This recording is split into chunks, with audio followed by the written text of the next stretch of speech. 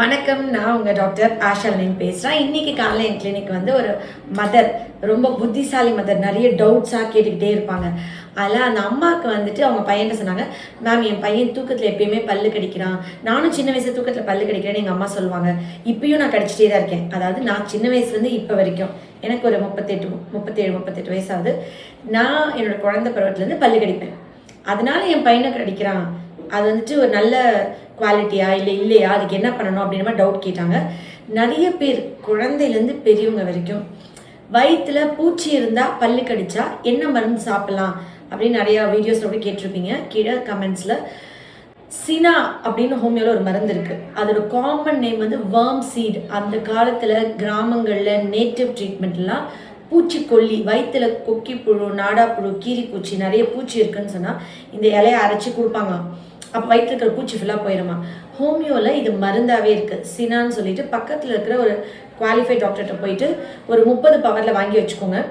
இதுக்கு ஹோமியோபதியில் மருந்து இருக்குன்ற விழிப்புணர்வு வீடியோ தானே தவிர செல்ஃப் மெடிக்கேட் பண்ணக்கூடாது. எப்பயுமே வேப்ப இலையை அரைச்சி மஞ்சள் வச்சு உருட்டியெல்லாம் வாரம் மாதம் முழுங்குவாங்க நிறைய பேர் அந்த குடல் சுத்தம் பண்ண. ஆனால் இந்த சினான்ற மருந்தை வாங்கிட்டு உங்கள் குழந்தைங்க ரொம்ப சாப்பிடவே மாட்டேங்கிறாங்க, கிராங்கியாக இருக்காங்க, தூக்கத்தில் பல்லு கடிக்கிறாங்க, ரொம்ப நைட்லலாம் வந்துட்டு இரிட்டபிளாக இருக்காங்க, பகலுமே இம்யூனிட்டி கம்மியாக இருக்குது, அடிக்கடி சளி பிடிச்சிருக்கு, மூக்கை எப்போ பார்த்தாலும் தேய்ச்சிட்டே இருக்காங்க, குழந்தைங்களே தூக்கி தோலில் போட்டால் எங்கள் மூக்கை ரப் பண்ணிகிட்டே இருக்காங்க, மூக்கை நோண்டிக்கிட்டே இருக்காங்கன்னா இந்த சினா மெடிசனை டீஃபால்ட்டாக இது எதுவுமே இல்லை, பூச்சி போகணுன்னா கூட அவங்க குடிக்கிற வாட்டர் பாட்டிலில் ஒரு 1 வீக் ஸ்கூலுக்கு போட்டு விடுங்க. டெய்லி கூட போடலாம், ஒன்றும் ஆகாது, சைடு எஃபெக்ட்ஸே கிடையாது. ஷார்ட் ஆக்டிங் மெடிசன் தான். குழந்தையோட இரிட்டபிலிட்டி குறைஞ்சிடும். எதுக்கெத்தாலும் அழுகிறது, ஏதாவது அவன் கேட்டு பயங்கரமாக அடம் பிடிச்சி அழுவாங்க. அந்த அடம் பிடிச்சி அழுது கொடுத்தா அந்த பொருள் வேணாம் திருப்பி தூக்கி போட்டு திருப்பி அழுவாங்க. இதெல்லாம் இந்த சினா குழந்தைங்க இப்படி தான் இருப்பாங்க. கொலுன்னு கூட இருப்பாங்க. நீங்கள் யாருக்குனாலும் டீஃபால்ட்டாக வேர்ம்ஸ் அப்படின்னு சொன்னால் நீங்கள் இதை யோசிக்கலாம். இந்த மருந்தை இது ஆர்டிமீசியா சினான்னு ஒரு பேர் இருக்குது இந்த மருந்துக்கு. எனக்கு என்ன ஆச்சரியம்னா இதை பற்றி ரிசர்ச் பண்ணும்போது பிரெயின் இரிட்டேஷன் ஃபிட்ஸ்லேயும் பல்லு கடிப்பாங்க, வயிற்றுல பூச்சி இருந்தாலும் பல்லு கடிப்பாங்க. ஃபிட்ஸுக்கு கொடுக்குற முக்கியமான ஒரு மருந்து தான் ஆர்டிமீசியா. அதோட காமன் நேம் மக்வாட். உங்கள் எல்லாருக்கும் தெரிஞ்ச மாசிப்பத்திரி. மாசிப்பத்திரி பெருமாள் கோயிலுக்கு போனீங்கன்னா துளசி தீர்த்தத்தோட மாசிப்பத்திரியும் போட்டு வச்சு உங்களுக்கு குடிக்க கொடுப்பாங்க. மருந்து அது வந்து ரொம்ப பயந்துட்டாங்க, அதிர்ச்சி ஆகிட்டாங்க பொம்பளை பிள்ளைங்க, வயசுக்கார பீரியடில் ரொம்ப அதிர்ச்சி ஆகிட்டாங்கன்னா அவங்களுக்கு இந்த மாசிப்பத்திரி கோயிலுக்கு போனால் மந்திரிச்சு தண்ணி தெளித்து இதுதான் குடிக்க கொடுப்பாங்க. உடனே கொஞ்சம் ரிலாக்ஸ் ஆகிடுவாங்க, அந்த பயம் போயிடும். இந்த மாசிப்பத்திரி வந்து பூலெல்லாம் கட்டி, நீங்கள் சொன்னீங்கல்ல மேம், கதம்பத்தில் கட்டி தலையில் வைப்பாங்களா? சாமிக்கு தலைக்கு வைக்க மாட்டாங்களா? மாசிப்பத்திரியில் தலையில் சொருகி வச்சுருப்பாங்களே, அதெல்லாம் வைக்கலாம்.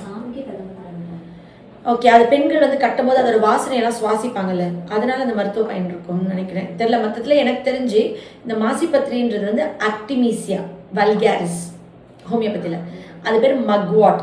அந்த மக்வாட்ன்ற மருந்து வந்து எதுக்கு யூஸ் பண்ணுறோன்னா, பொம்பளை பிள்ளைங்க ஏஜ் அட்டன் பண்ணுற பீரியடில் பயந்த கோளாறுக்கு, தூக்கத்தை பல்லு கடிக்கிறதுக்கு, ஃபிட்ஸுக்கு, மூளை நரம்பு டிஸ்டர்பன்ஸாக மூளை நரம்பு காம் பண்ணுறதுக்கு நாங்கள் கொடுக்குற ஹோமியோவில் முக்கியமான மருந்து. இது வந்து ஃபிட்ஸுக்கான மருந்து. இது வந்து மாசிப்பத்திரி தான். அதனால தான் எனக்கு என்னமோ இந்த மாசிப்பத்திரி அந்த காலத்தில் வந்துட்டு பொம்பளை பிள்ளைகளுக்கு தலையில் சொருகி பயந்த கோளாறு வரக்கூடாதுன்னு வெளியெல்லாம் போகும்போது தலையில் சொருகிவிட்டோம். மாந்திரீகம் வசியம் பண்ணுறதுக்குலாம் அந்த மாசிப்பத்திரி யூஸ் பண்ணுவாங்களாம். இன்னொன்று பண்ணுவாங்க, இந்த மாசிப்பத்திரியை வந்துட்டு தீர்த்தத்தெல்லாம் போட்டு குடிக்க கொடுத்தா ஆட்டோமேட்டிக்காக அந்த பிரெயின் இரிட்டேஷன், தூக்கம் இல்லாமல் கெட்ட கனவு வரதுக்கெலாம் டிஸ்டர்பன்ஸ்லாம் குறையும் போல். ஸோ அந்த ஃபிட்ஸ் பேக்ரவுண்ட் இருக்குது, இல்லை தலையில் அடிபட்டிருக்கு, ஒரு இரிட்டேஷன் இருக்குன்னா இந்த ஆர்டிமீசியான்ற வந்து பெஸ்ட் மெடிசன். ஆர்டிமீசியா வல்காரிஸ் வந்துட்டு இது அதே ஆர்டிமீசியா ஃபேமிலியில் இருக்கிற ஒரு மருந்து தான் சினா. ஸோ அது பூச்சிக்கும் கேட்கும், பிரெயின் இரிட்டேஷனுக்கும் கேட்குன்றது இன்றைக்கி தான் நான் கண்டுபிடிச்சேன். ஏன்னா அந்த ஆர்டிமீசியா வல்காரிஸ் மாசிப்பத்திரியோட ஒரு இதுவும் வேர்ம் சீடுன்றது என்னென்னா தாவரத்துலேருந்து எடுக்கிற மருந்து தான். ஸோ இப்போ உங்கள் வீட்டில் பல்லு கடிக்கிறாங்க, குழந்தைங்க பல்லு கடிக்கிறான்னு வச்சுக்கோங்க, நீங்கள் வந்து இந்த சினா கொடுக்குறீங்க, அது வந்து வேர்ம்ஸையும் சரி பண்ணும், பிரெயின் இரிட்டேஷன்றதான் சரி பண்ணும். ஏன்னா ஆர்டிமீசியா ஃபேமிலி தான். ஆர்டிமீசியா ஃபேமிலி ஃபிட்ஸுக்கு முக்கியமான மருந்து. ஃபிட்ஸாக வந்து வலிப்பா வெட்டினா கொடுக்குற மருந்துகள் வேறு, ஆனால் அந்த இரிட்டேஷன் இருக்குன்னா இது நல்லா கேட்கும். ஒன்று இப்படிங்க நிறைய புழுவாக கொட்டுது, எவ்வளோ மருந்து கொடுத்தாலும் கொட்டுதுன்னா இது டிஃபால்ட்டாக இது கொடுக்கலாம். வேர்ம்ஸ்க்கு கொடுக்குற ஒன் ஆஃப் த மெடிசன் தான் இது. வேர்ம்ஸ்க்கு நிறைய மருந்துகள் இருக்குது. நான் கொடுக்குற மெடிசனே வேறு வேறு மாதிரி. நான் வந்துட்டு இந்த மாதுளம் பிஞ்சிலேருந்து தயாரிக்கிற மருந்து இருக்குல்ல, கிரானாட்டம், பொமிகிரானட். பொமிகிரானட்டோட பாதி பேர் தான் கிரனாட்டம். மாதுளம் பிஞ்சிலிருந்து தயாரிக்கிற மெடிசன். அது ஹோமியோவில் வேர்ம்ஸ்க்கு பெஸ்ட்டு. நாங்கள் யூஸ்வலாக மாதுளம் பழம் இது பண்ணும்போது லைட்டாக தோல்லாம் சேர்த்து போட்டு அரைச்சி கொடுப்பாங்க. சின்ன வயசில் பூச்செல்லாம் போகும், தோலோட குடி சாப்பிட ஒன்றும் இல்லைம்பாங்கல்ல, ஜூஸ் போடும்போது இப்படி போடுவாங்க. ஆனால் இந்த கிரனாட்டம் நிறைய மெடிசன்ஸ் இருக்குது. நான் என்னோடய ஸ்டைல் வேறு மாதிரி. பட் இந்த சினா வந்து அது இல்லாமல் ஃபிட்ஸாகவே வருது. இப்போது இவங்கெல்லாம் பெரியவங்க தான். இப்போ இவங்களுக்கு பூச்சி கடிக்குதுன்னா இவங்களுக்கு பூச்சி கடிக்குதுன்னு தெரியும். இவங்களுக்கு பூச்சி கடிக்குதுன்னா இவங்க டிவார்ம் பண்ணிக்குவாங்க. எனக்கு பூச்சி கடிக்கல, எனக்கு வேர்ம் பிரச்சனை இல்லை, ஆனால் நான் தூக்கத்தில் பல்லு கடிக்கிறேன். அப்போ எனக்கு நரம்பு பிரச்சனை. அப்போ என் நரம்பை நான் காம் பண்ணணும். அப்போ நான் குடிக்க வேண்டிய மருந்து ஆர்டிமீசியா. அந்த ஆர்டிமீசியா தான் மாசிப்பத்திரி. அந்த மக்வாட், அந்த மாசிப்பத்திரி தான் பெருமாள் கோயிலெல்லாம் துளசியோட போட்டு தீர்த்தத்தில் கொடுப்பாங்க.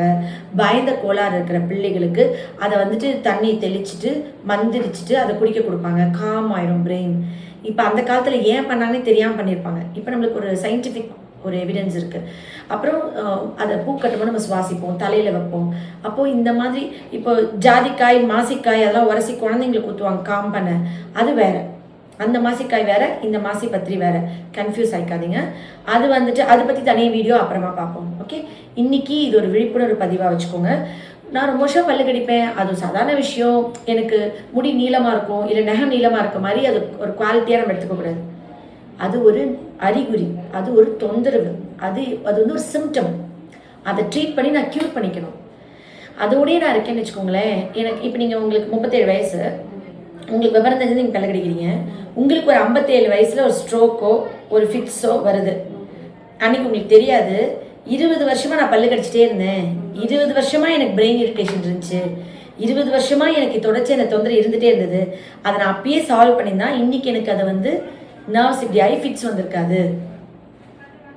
எனக்கு இப்போ ஒரு ஏதோ ஒரு நோய், ஒரு பார்க்கின்சனோ ஒரு அதெல்லாம் இதோட அட்மோஸ்ட் விளைவாக அதெல்லாம் இன்னும் சயின்ஸில் கண்டுபிடிக்காத விஷயங்கள்.